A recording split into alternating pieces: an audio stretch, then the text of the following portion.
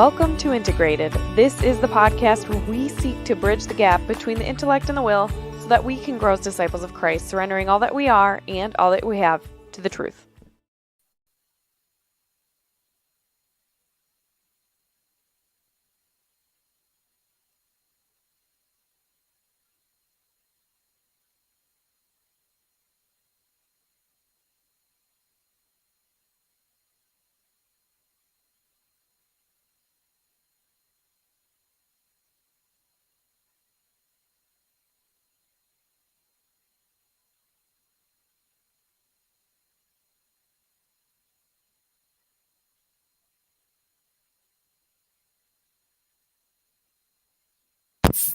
Is that better?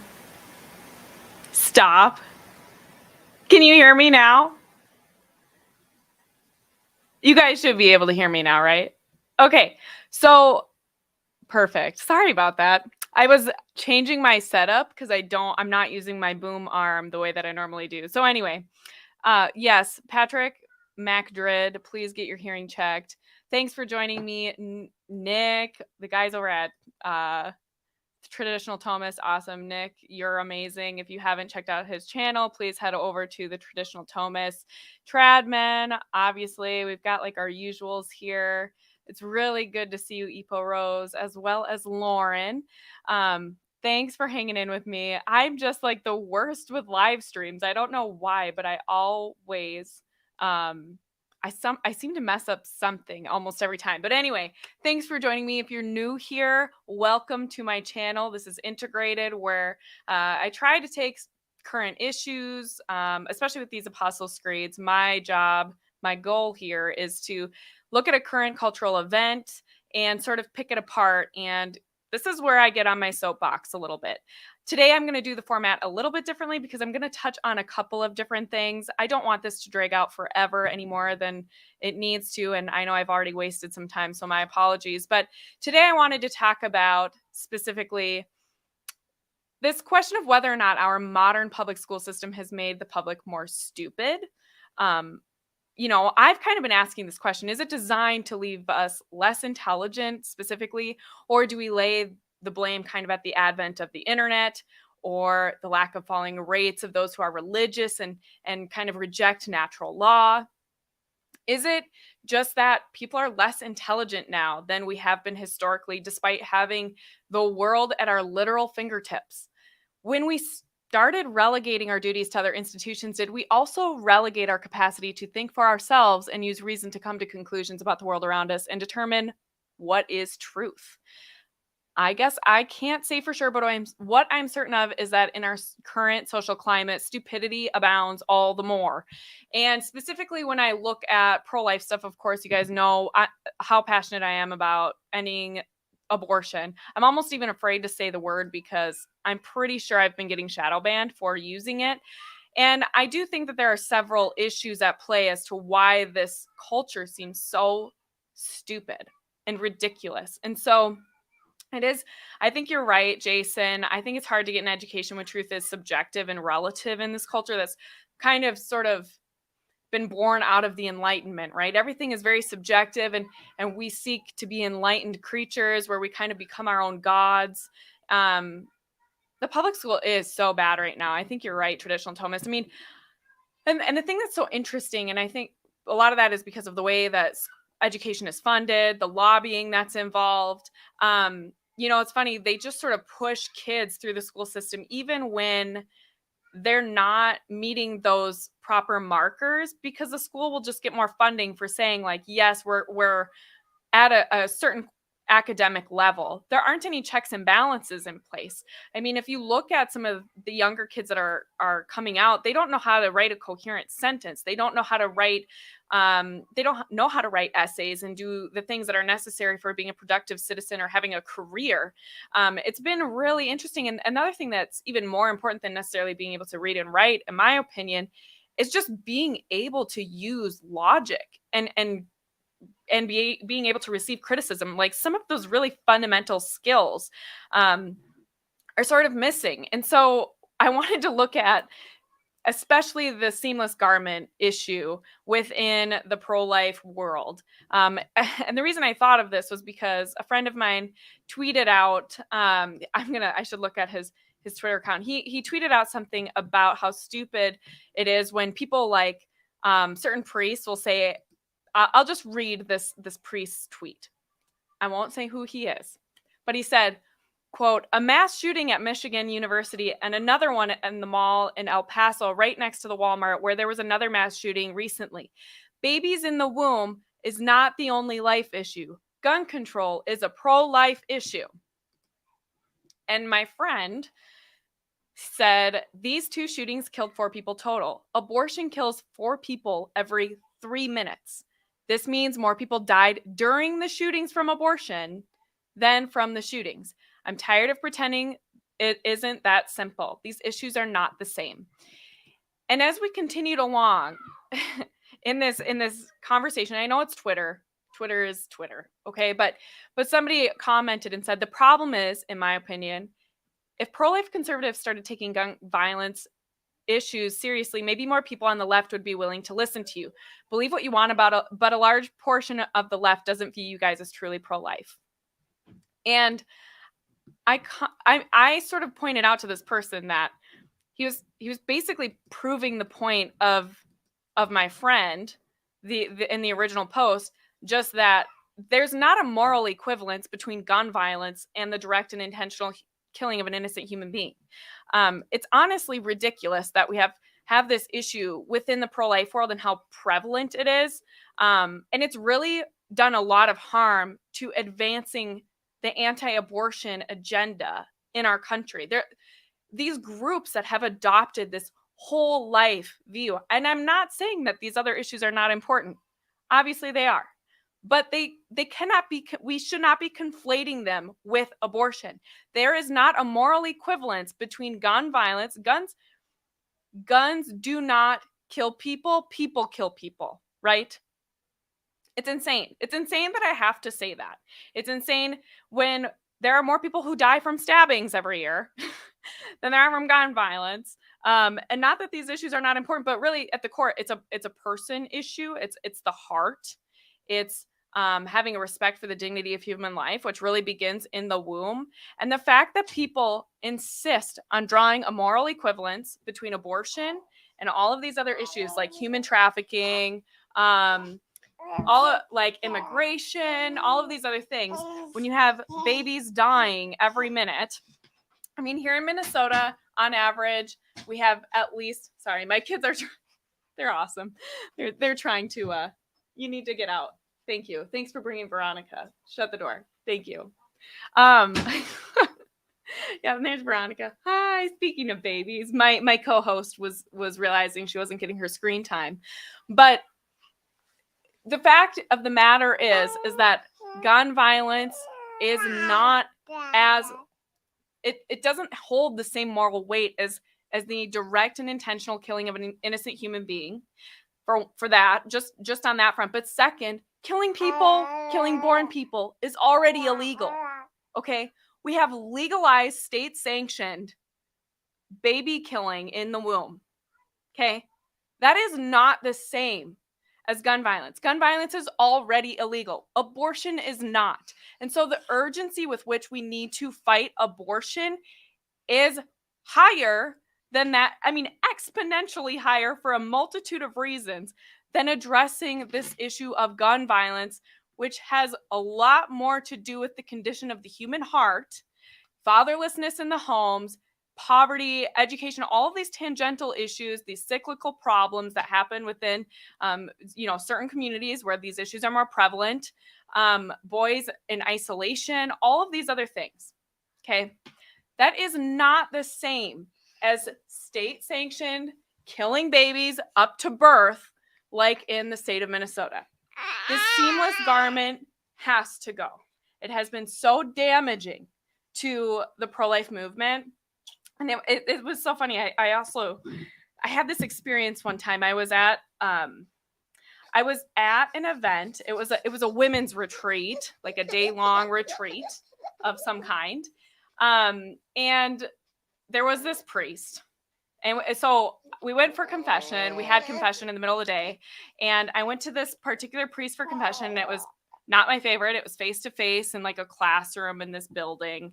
And it was awkward because we totally did not know each other at all. And we're talking face to face. And he was trying to make me feel more comfortable, I think. So he started asking me questions about myself. And I was telling him that I did pro-life work and I just had my, whatever child and all this stuff. And he used the time after my confession to start telling me that real pro-lifers are address whole life issues, including immigration and everything else.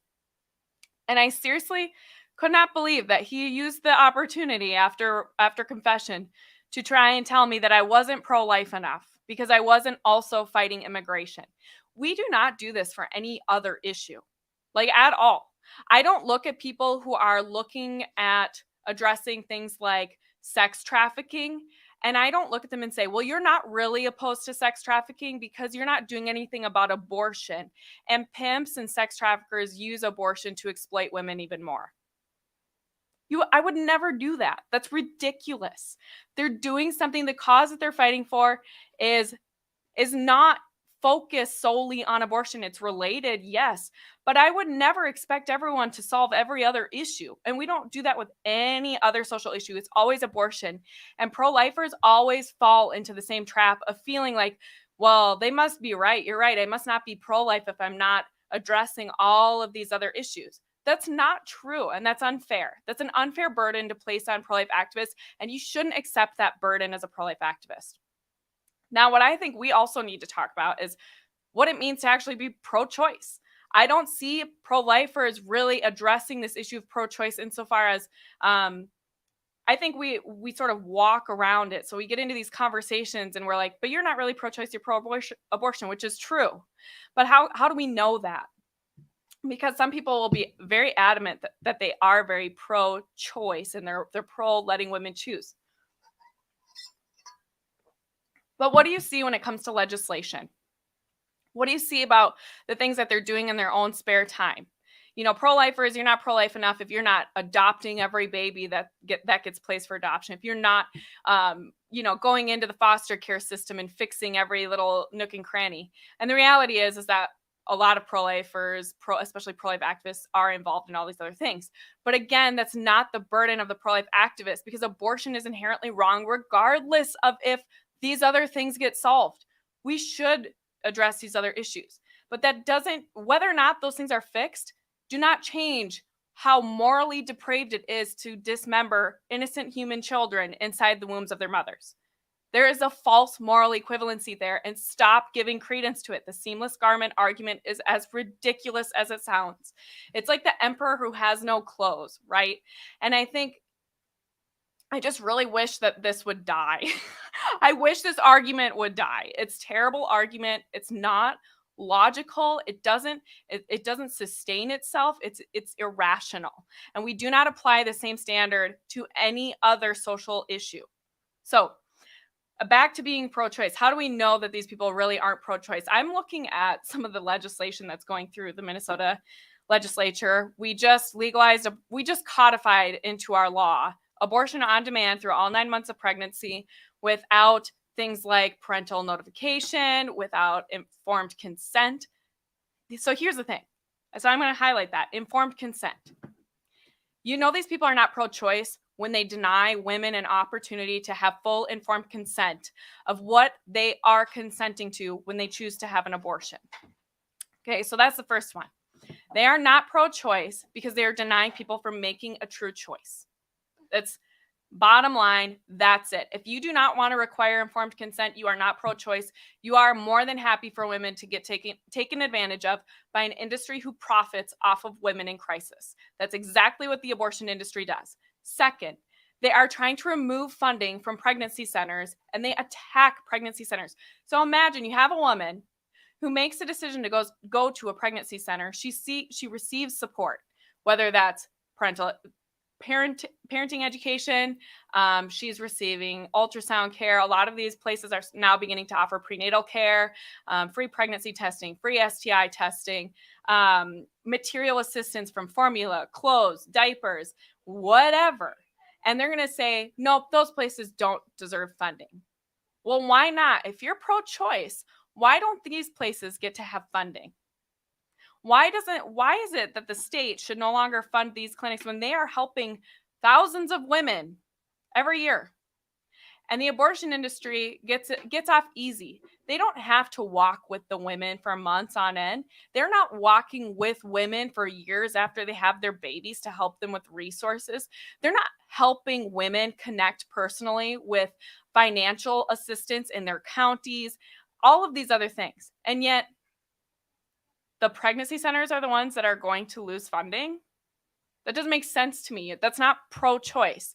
That is very much pro-abortion. You are trying to coerce women into a situation where they have no other viable option in their mind but abortion. You're trying to get rid of these pregnancy centers that are serving women in a way that Planned Parenthood never will. Planned Parenthood will never walk alongside these women and offer them diapers, formula. They will never help them find jobs. They will never teach them how to parent. They will never work directly with a social worker to find someone that will adopt their child if they choose adoption. They're not working directly with these women, getting to know them, getting to pray with them if they want. This is not about pro-choice. This is very much pro-abortion. So I'm just so sick of this double standard in how we address. And you know what? We're not looking at the pro-choice movement and saying, you're not really pro-choice because you're not doing all these other things.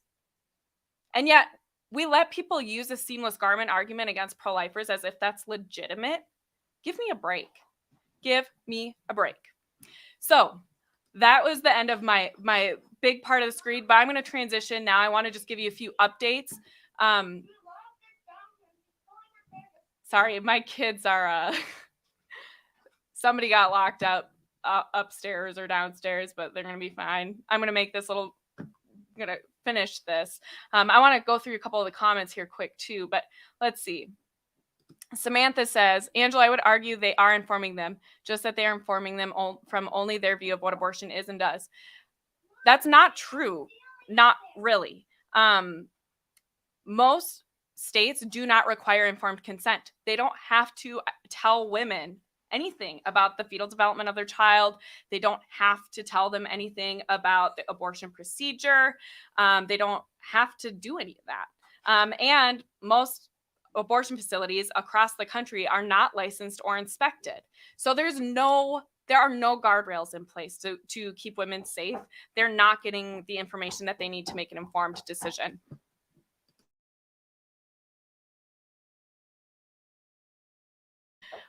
One minute while I deal with my kid who's knocking on the door.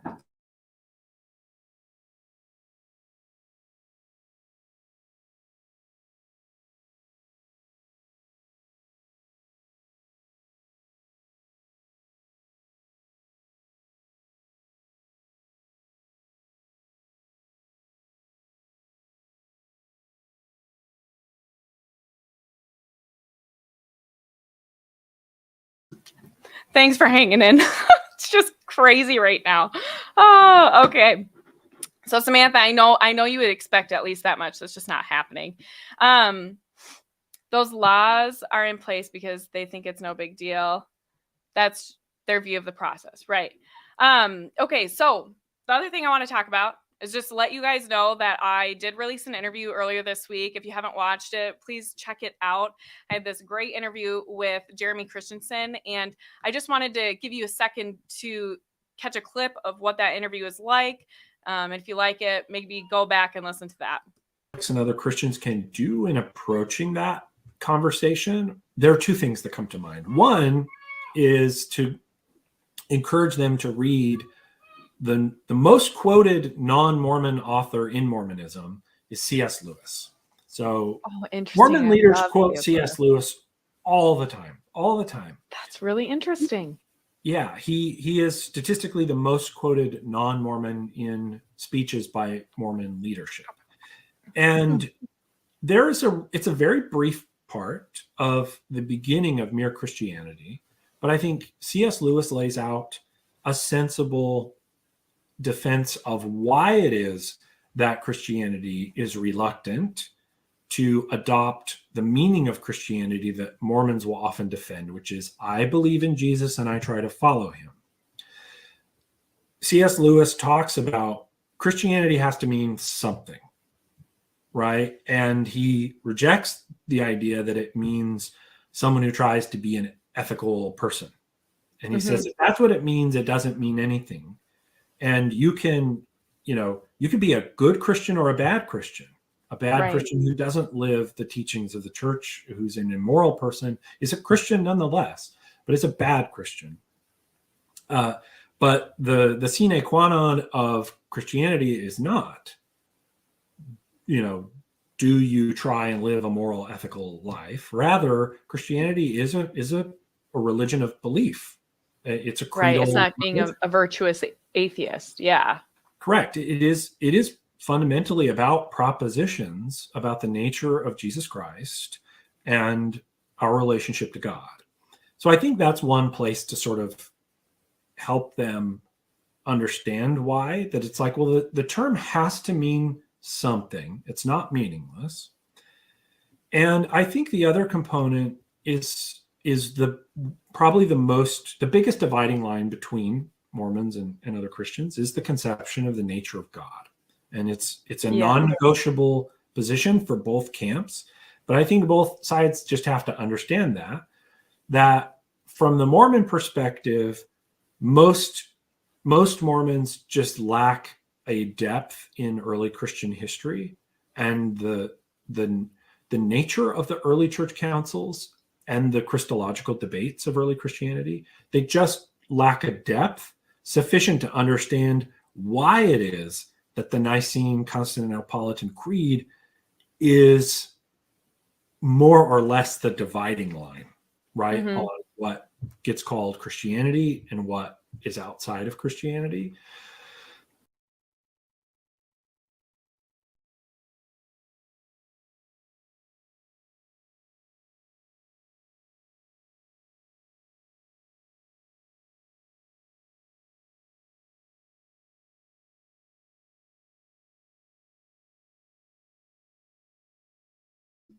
Gosh dang it.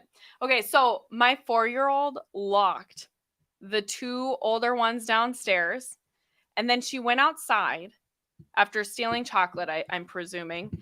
And then my toddler is sleeping blissfully while all of this chaos is going on. It's just insanity. This is why I don't get to do this very often. I don't know what I was thinking today, but I'll just make a couple more announcements, and then hopefully you guys have enjoyed this short little soapbox and an interview teaser. But definitely check out the interview. Please, if you haven't already, give this episode a like, subscribe if you're not subscribed, and consider sharing this if you know anyone who insists that the seamless garment is a legitimate argument. It's just not. It sounds as ridiculous as you would imagine. So anyway, with that, I wanted to let you know about a couple of announcements. Number one, I have a giveaway coming up with Tridentine swag, a chaplet of Our Lady of Sorrows from Star of the Sea Gifts, which is our favorite lovely Lauren. I just ordered that from her yesterday. And I'm also going to be giving away a beginner's guide to the traditional Latin Mass, as well as with a few other fun goodies that I think you guys will really like. So if you're not already following me on Instagram, head over to my Instagram. You can find me at Integrated Angela. I know, very, very creative there, but at Integrated Angela, you can find me, follow me, and then you'll know when I announce all that's in the giveaway package and how you can enter. Second, I have an interview coming up next week that I will be publishing with Charles Franny about his book, Slaying Dragons. We talked about it a little bit, but we actually had a great conversation about how powerful sacramentals are and why we use them in the Catholic Church and why they're powerful for just growing in grace and using it to sort of fend off the enemy. So that was a really fun interview. I'm looking forward to sharing that with you. I also have an interview coming up with the one and only Dan Burke. I am super honored that he agreed to come on my show to talk about the prayer life, and I wanted to publish that soon, early into Lent, because obviously I think all of us, that's a big part of Lent. We want to grow in our prayer life and develop that so we can be closer to our Lord in such a special season. So be on the lookout for that as well. And lastly, I am doing a Patreon study. Like, for those of you who are my patrons, we're going to be going through Introduction to the Devout Life together through Lent. I'm thinking maybe once a week or bi-weekly. I haven't decided yet, because I also don't want this to be cumbersome for everyone. We all have kind of the Lenten things that we are doing, and so I don't want it to be cumbersome for you. But I think it would be really fun to go through an Introduction to the Devout Life together. So if you're not already, please consider becoming a patron. You can join for as little as $5 a month. So if you like to buy fancy coffees, maybe consider sacrificing one fancy coffee every month to be a part of my team over at Patreon. I would just so appreciate any support. And of course, Lauren, I have to say, because she's here, yes, 10% off at Star of the Sea Gifts. But the keyword is not inebriated. The keyword is integrated 10, and you'll get 10% off at Star of the Sea Gifts, and you will support my show here, which I would really appreciate. Mac, I love you. But okay, so thanks so much, you guys. Thanks for tuning in, and we'll see you next time.